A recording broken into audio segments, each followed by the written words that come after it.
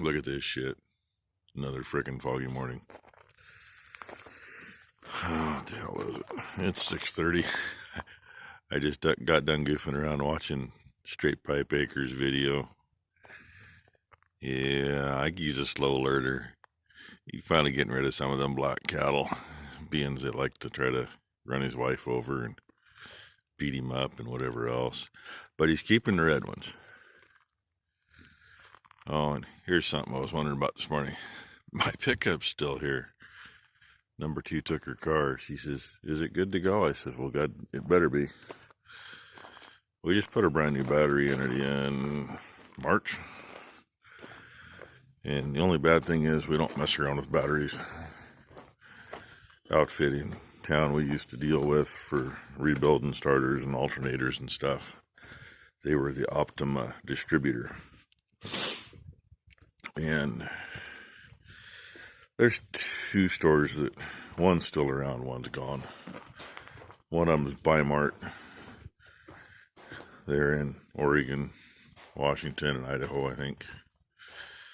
It's one of those membership stores. They've been around forever. Yeah, look at the view. Anyway, they carried some. I'm not sure where they actually got theirs. If they went through that outfit we dealt with, or someone else somewhere, but they had good prices on them. And then an outfit that was called G.I. Joe's. And I don't know how much of the country they covered, but yeah, they went under, God, I don't know, 10, 15 years ago. Not that you can see, but that feeder there is full of cattle.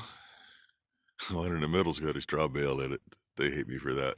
And that one over there is full of cows. So most of them are up, maybe.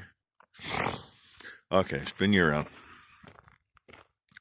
Anyway, anything that G.I. Joe's sold and came back, whether the posts were at the wrong ends or somebody fried a post hooking it up, or they had an issue with their car that drained the battery, so they just took the battery back and got another one.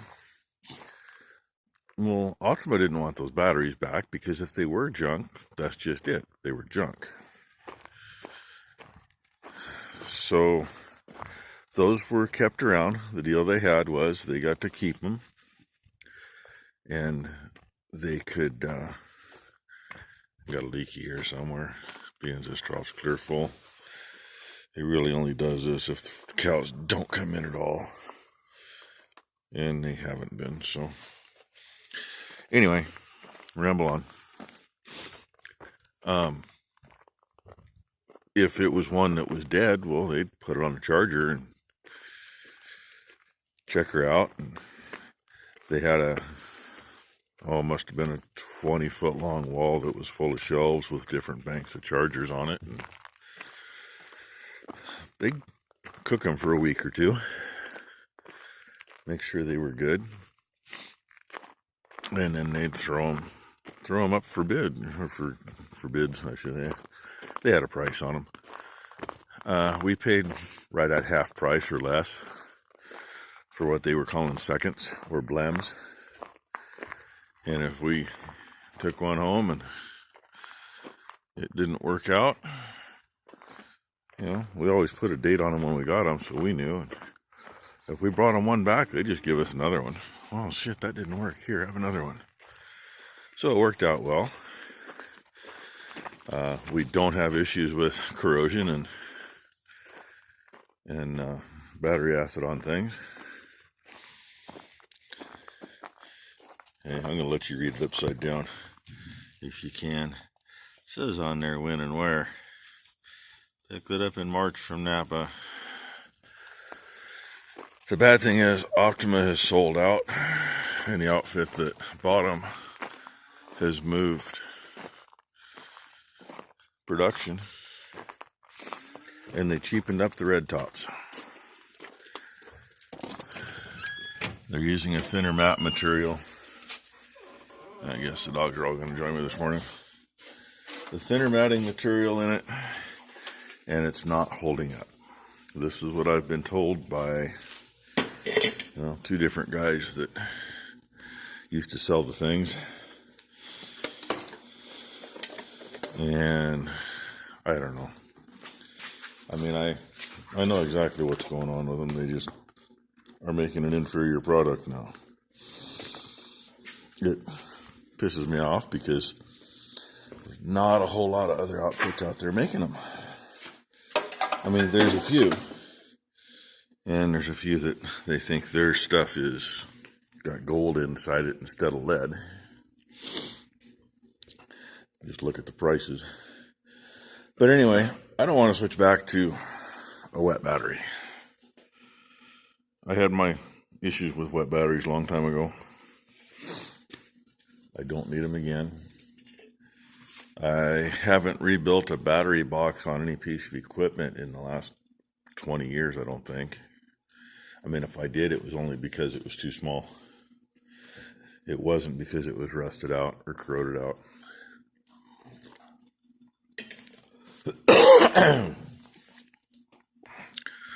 So anyway, even this thing, and this thing's actually a more important one to have one in there. There's an Optima hiding right at the other end of that cable.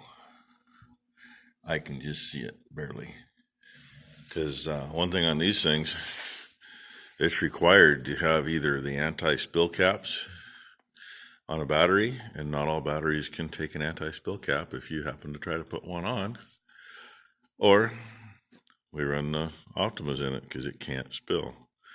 Because these things, if that rolls over and you go over backwards, which I've come pretty close to a few times, and you end up like that, wait a minute, my phone won't do that. Bugger anyway.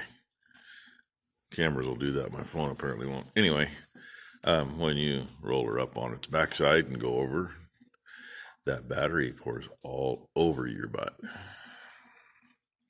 Have I ever done it? No. Do I want to? No. And when was my worst experience flipping this thing on its butt? In the yard, the back of that will catch the ground before you go over. Out at the far bay of the big bale barn, the way the slope is, by the time that catches the ground, you've already made a mess in your pants. Down the road where we usually run some critters, where we go in to feed hay, is what's left of a slab of an old dairy barn. It's got gutters in it, and we filled the gutters in with gravel so we can cross them, and we dump over the edge of the foundation. And we had some very not dry, I think it was oat, and had a bunch of radish in it. Instead of being a 1,300 or 1,400 pound bale, the bales were, let's put it this way, I carry 2 bales with this thing all the time, every day of the week. Those, I could not lift 2 bales. I had to do one at a time, and one at a time was about all it would do. So they had to be pushing 3,000 pounds, if not over that. And I have picked up pallets of concrete bags with this, and they're 4,300 pounds. I don't handle them very well, but I can move them around. As long as I'm pointed uphill when I pick it up, we're good. But anyway, down there, I went to dump one over the fence, and the damn bale weighed so much when it came off the end of the spear, it was like a slingshot. The front of this thing went straight up in the air, and the back hit the ground, and I broke the bolts that hold those bottom weights on. Sheared them right off at the frame. Gave myself a big old goose egg on top of the head from up above. Thing bounced around for a minute before I could get it slowed down, and all I could do was hold on and get beat up.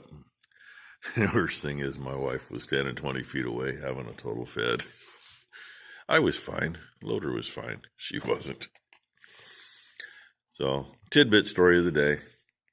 On them Optimas, the red tops are supposed to be the junk ones. The yellow tops are still supposed to be good. So, number 2 now has a yellow top in her car. The red top charged back up good enough yesterday to test good. I just left it on the charger at 2 amp overnight. And that's something else, you want to fry those things when you do them. hit them with 10 amps hard for a while, and they'll take it. That's what I was told. Hey, look at what came in the mail for me. Only got 5 of them, though. I know I got it on there crooked, but that's a good spot for it. It's on the shop door. Dog's locked in because we got people coming. And hey, I haven't used it yet, but look at that. That was a gift from Burning Dinosaurs.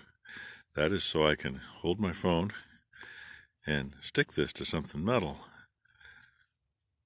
It appears to hold it nicely. Looks like it's made pretty decent. I know he's given a few to some other people. I know Chris Losley has at least one. He's used them. And you see how it holds up on the skid steer, hopefully today. Hopefully get a little bit of video with it. I don't want to get too dang much to put on all at once, but I did a 10-minute one earlier and this quickie right now, just over a minute or so. So I'll be back. And she's sticking something else on here. We better see what she's doing. Oh, geez.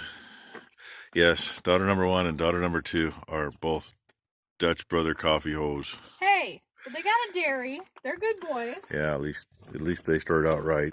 They grew up on a dairy farm in Southern Oregon. They're not like Starbucks that just wants to shut everybody down. So, oh, did I say that? Sorry. Anyway, hopefully when we're doing some cleanup in the barn, I'll get this on the skid steer and it won't drop my phone and I won't run over it. Because honest, I'd be lost. I'm on this stupid thing too much. So we will catch you later. Yeah, it's a day. This is pretty much how our whole day was. You don't know what the temperature is. I didn't look. But it's just one of those days. It don't matter what you do, you're cold all day. Didn't get to clean in the barn. Had some people there snapping some pictures of some cows. They got done with that and we had lunch a little late. Between being cold and tired, I guess I took a little nap. So I just came out, got everybody fed since number 1 decided, hey, if we're not going to do anything today, can I go home? She had some other things she needed to go get taken care of, so. Oh, I didn't get to play with my new toy, my Burning Dinosaurs camera holder, phone holder, whatever it's going to be called. Can't even see halfway up the field across the road. This is one of those days that I don't care even if you're in the barn on the loader. It's just miserable. Because you can't stay warm unless you wear freaking clothes for minus 20. And it's probably 40 degrees, but it's still cold out here. So anyway, I figured I better wind up the 2 segments I got to stick together and say thank you to a few more new subscribers that I've seen in the last few days that have popped on. I appreciate that. I hope you enjoy the trip or the ride, or at least the videos. They say you're your own worst critic, and some of these I think that's just a bunch of garbage.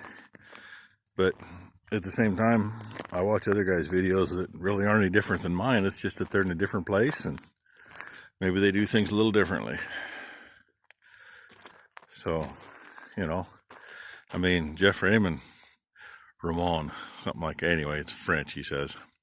Spelled Raymond, but that's not what it is. You don't pronounce the D. He had somebody tell him his videos of harvest were boring because everybody was doing them. Oh, come on, people. It might be boring to you, but somebody likes it. Like I told him, I like what he's putting out. It's something different than right here. Is it boring? Well, if there's boring spots, skip over it. You'll probably miss something you didn't want to miss, but, that's your choice. So, like I say, I'm probably my worst critic. And I'm sure Jeff is too. He probably thinks, oh, God, people want to watch this. Well, yeah, because it's different than what it is here. And some of you don't know anyway. Or, I've got a few subscribers from Australia and, look at the landscape here to what they got at home. It's way different. So at least you get to see something. You know, even from one end of the country to the other, from here to Canada, things are all different. Everybody does things a little bit differently. The ground's different. The topography's different. The equipment's different. Might all be the same equipment, but it's still a little bit different. Yeah, I mean, we've got corn concaves for our international combine, but they're not set up for corn. They got solid plates bolted to them that have rubber molded onto it for doing small seeds. Set up for clover. The reason guys use those, because they're a little heavier. They say it's a little better with that chunk of plate on it. I don't know. But that's what we got, you know. You guys in the Midwest, you probably don't have that. In fact, the guy that invented the setup that's in our combine, he farmed about 15 miles from us. He's dead and gone now. He bought a piece of ground from my great-grandparents years ago, way before my time. Actually, his father, the guy that invented it, yeah. And then the man that was still doing it, he just passed away here this last summer. You know, I mean, little things that we need to do stuff here that you don't need at the rest of the country. Like corn headers on a combine. Well, there's pretty much none of those around here. There used to be a guy that raised corn for his pigs, but he just used a regular grain platform. Slipped the reel all the way up in the air and cut it off just below the ears. That's what he did. That worked for him for, I don't know, 20 some years before they moved out of this part of the country and moved up into eastern Washington. So anyway, if it's boring, it's because you wanted it to be. I don't know. I mean, I'll give credit. I can sit here and stare at those trees all day long. Half of you will say it's boring. The other half will say, look at that. There's a creek. There's fences. Look at the way they did their fences. What'd they do there? Why'd they do that? You know, look at the tree over there with the two tops in it. How come it's that way? What kind of tree is that down there? You know? Somebody else can look at, oh, a couple trees. That's just stupid. So, anyway, that's just my take. So with that, I'm going to say, hey, thank you for subscribing, everybody. Those who haven't, please do. You know, if it's something that interests you at all, hit the button. If you hit the button and you don't watch, well, it still counts up for me a little bit with YouTube. Gives me more subscribers. Is this ever going to go anywhere? I don't know. I mean, I'm almost to 200 now. I know a couple other guys started about the same time I did, and they're way ahead of me, but they're in different areas too. Doing a little different thing. And, you know, believe it or not, this YouTube thing, it's kind of a community. I mean, we all kind of push for each other a little bit. You know, it's kind of like it's competition, but it's not. It's like, hey, let's see how good we can get his channel, or let's get him a boost. And I've give shout outs to guys. I've give shout outs to guys that their channel's bigger than mine. And I've give some out to smaller channels. I do that once in a while when I think about it. I mean, hey, Burning Dinosaurs. Check him out. It's some neat stuff. He's got some older equipment he plays with. Builds some things in the shop. You know, just little stuff like that. And, you know, South Saskatchewan Farmer. You know, I watch most of his stuff. Pretty much all of it. Who am I kidding? And he's got a friend up there, Straight Pipe Acres. And, I mean, Straight Pipe and I, we were really close to the same subs not very long ago, and his channel exploded. He's up there quite a ways now. And, there's the Harmless Farmer, Andy Detweiler. Man, when I subbed to him, I think it was either 250, 500, somewhere in there's all he had. And turn around and blink your eye, and he's like 42, 43,000 now. So it's kind of weird the way it blows up, and it does it in stages. Just so, you know, if you look at stuff you watch, look at the subscriber numbers. Whether you're subscribed to them or not, and look at them a month or two later. Some of them jump up, some of them don't. So anyway, thank you for watching my dribble today. There's cows are all hiding away out there. Right between those two trees in the center, there is one on the back side of that hump. I can see her. There's one right over the creek too, right under the edge of the tree. And the rest are farther back, left of the screen, way back in the trees. So anyway, subscribe, like, ring the bell. Remember, if number 1 or number 2 are around and I say ring the bell, they always laugh. And I'm going to go in. I think I'm going to go take me a shower and see if I can get some of the stuff to drain out of my head and get warmed up. And tomorrow's another day. Hopefully I will get the opportunity to use my new phone holder and go from there. So thanks for watching. Bye.